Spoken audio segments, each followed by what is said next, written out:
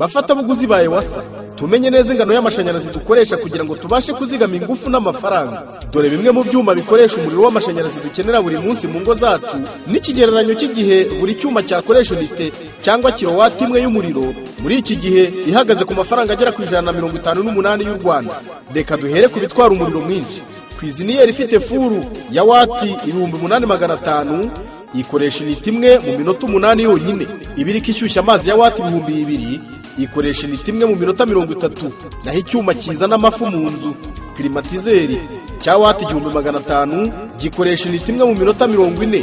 Akuma ka resistance gashyushya amazi, akumutsa umusatsi, ipasi ndetse n'imashini imesa, buri cyose gifite wati 1000 gikoresha ya unit imwe mu isaha imwe.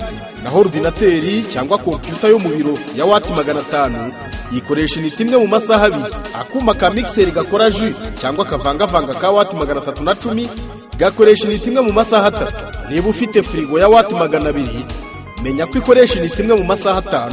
Radio ya wati 100 ikoresha inite imwe mu masaha 10. Televiziyo ya wati 80 ikoresha inite imwe mu masaha 12. Icyuma gitanga umuyaga cyangwa ventilateur cya wati 70 gikoresha inite imwe mu masaha 18.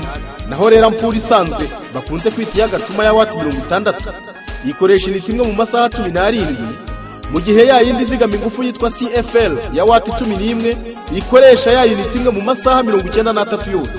Bafatabuguzi ba Ewasa rero, mbere yo kugura igikoresho gikoresha amashanyarazi ni byiza ko mubanza gutekereza niba mugikeneye koko, hanyuma mukamenya neza igipimo cy'ingufu z'amashanyarazi gikoresha, maze mugafata icyemezo muzirikana ko ari ngombwa kuzigama ingufu. Ibyo bikajyana no kwizigamira amafaranga. Ku kibazo icyo ari cyo cyose hamagara wa murongo utishyurwa 3535.